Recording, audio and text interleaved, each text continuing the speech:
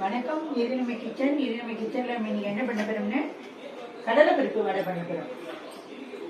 அதுக்கு இதுல நான் மிளகாய் வத்தல் போட்டுருக்கேன், உப்பு மஞ்சள் பொடி போட்டுருக்கேன், பெருங்காய ஜலம் விட்டுருக்கேன். கடலை பருப்பை நல்லா ஒரு 3-4 மணி நேரம் நல்லா ஊற வைக்கணும். இந்த மாதிரி கிள்ளினா அப்படி கிள்ளு பதமா வரணும்.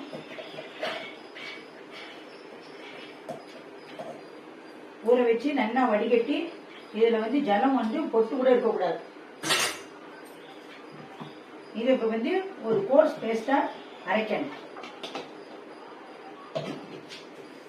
இதை அரைச்சிட்டு பார்ப்போம்.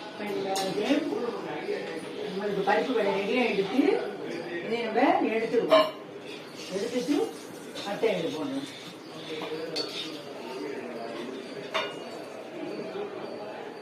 சிம்மில் வச்சே பிடிக்க அப்பதான் நல்லா கரைக்காம வரும்.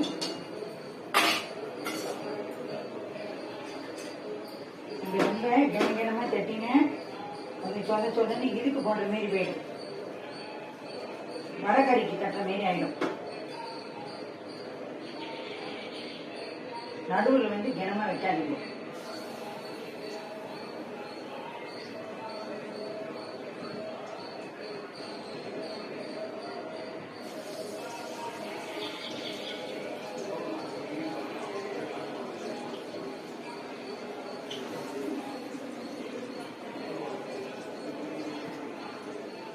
கடைகளில் போடுற வரைக்கும் நம்ம ஆற்றுல போடுற வரைக்கும் என்ன வித்தியாசம்னா வெங்காயம் போடுவா, சோம்பு போடுவா, சாதம் எல்லாம் போடுறான். நாள்கிழமைக்கு தக்க வந்ததுன்னா இதெல்லாம் போடணுங்கிறது கிடையாது.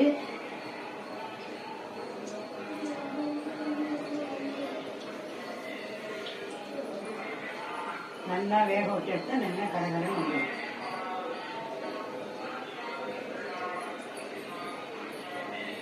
பைண்டிங் ஏஜென்ட் கடலை மாவு போட்டு தட்டி பாருங்க, ரொம்ப நல்லா வரும்.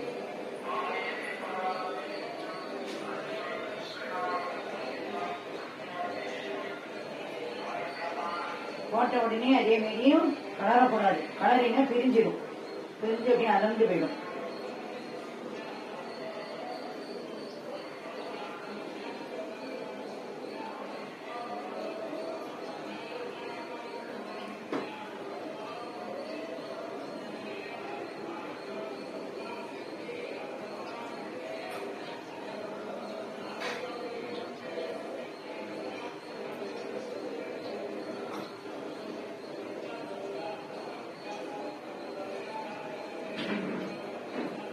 வடை மாவு பிசையத்துக்கு முன்னாடி இதுல ஒரு கரண்டி மாவு என்ன அளவு இருக்கோ அதுக்கு தகுந்தாப்புல நம்ம சுட்ட எண்ணெய் இந்த மாதிரி எண்ணெய் காய வச்சுட்டு அதுல ஒரு ஸ்பூன் விட்டுக்கலாம்.